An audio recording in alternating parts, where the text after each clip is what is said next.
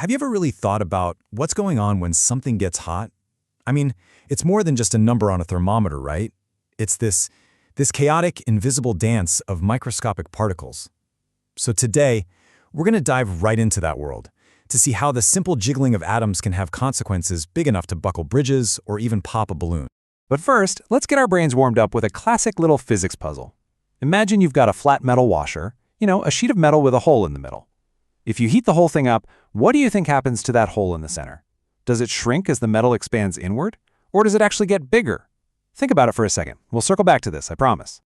All right, here's our game plan for today. We're going to start with what heat actually is at its core. Then we'll see how that simple idea makes pretty much everything in the world expand. From there, we'll follow the energy as it moves around, and we'll finish up by uncovering this sort of hidden power lurking in something as simple as a glass of ice water. Okay, first up, heat is just motion. So what is heat really? For a long time, people thought it was some kind of invisible fluid that floated around. But the reality?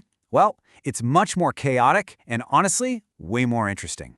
So you've got to forget that old idea of heat being a thing. It's not a substance. It's just pure energy. Everything around you, me, this room, it's all made of trillions upon trillions of atoms and molecules that are constantly wiggling, vibrating, and bouncing around. Heat is literally just the total energy of all that random motion. The more they jiggle, the hotter it gets. Simple as that.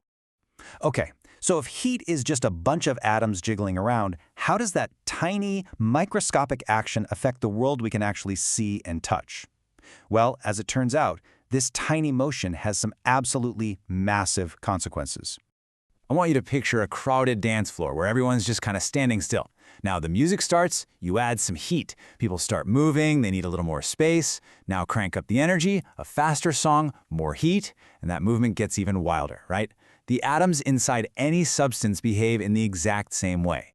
And here's the direct result of all that atomic dancing. As every single particle moves more, it needs more elbow room, and it starts pushing its neighbors away.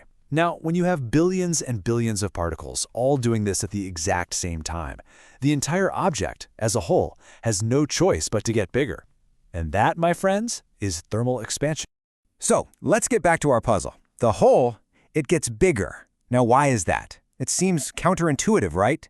It's because the expansion happens in all directions. The metal that makes up the rim of the hole is expanding outwards, away from the center, which stretches the entire circumference and makes the opening itself larger.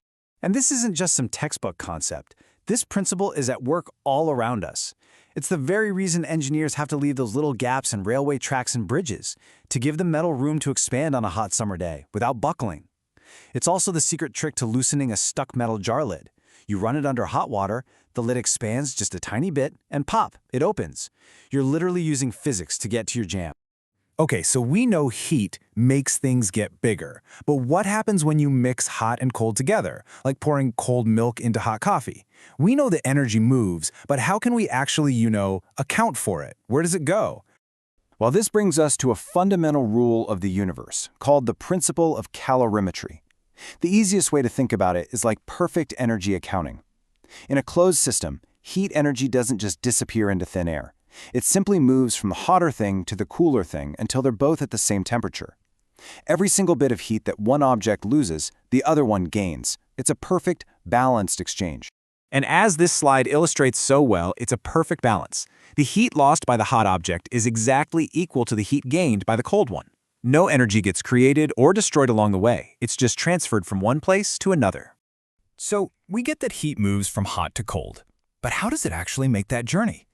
It turns out it has 3 different ways of getting from point A to point B. Let's quickly break these down. First up, you've got conduction. That's heat transfer by direct touch. Think about a metal spoon in a hot cup of tea. The heat travels right up the handle. Then there's convection, which is heat being carried by a moving fluid, like the swirling currents you see in a pot of boiling water. And finally, there's radiation, which sends energy out as invisible waves.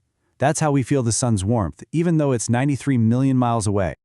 All right, now we get to what I think is the most mind-bending part of all this. Get this. Sometimes you can pump a massive amount of heat into something and its temperature won't change one single bit.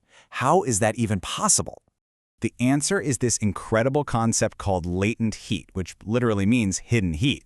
See, when a substance is in the middle of changing state, like ice melting into water, the energy you're adding isn't making the molecules jiggle any faster. Instead, all of that energy is being used for a much tougher job, physically breaking the bonds that are holding the molecules together in their rigid, solid structure. And this journey from ice to steam shows it perfectly. Just watch the temperature. It rises as the ice heats up, but then, bam, it hits 0 degrees Celsius and it just flatlines.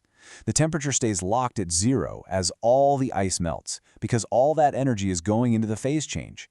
Only after every last bit of ice is gone does the temperature start to climb again, until it hits another one of these plateaus at 100 degrees for boiling. That's latent heat at work. And the amount of this hidden energy we're talking about is absolutely immense.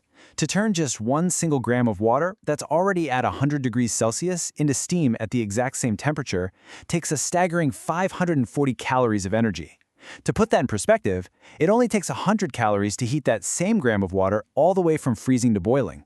This phase change requires more than 5 times the energy. That is a ton of power hidden away in steam. Which brings us right to our final question. Why is a steam burn so much worse than a burn from boiling water, even when they're at the exact same temperature? Well, it's because when that 100-degree steam hits your skin, you're not just getting burned by the heat. You're getting hit with all that massive hidden 540 calories of latent heat being released instantly as the steam condenses back into water on you. It's like a double dose of energy transfer. And that is the hidden and sometimes very dangerous power of a phase change. Thanks for joining me on this one.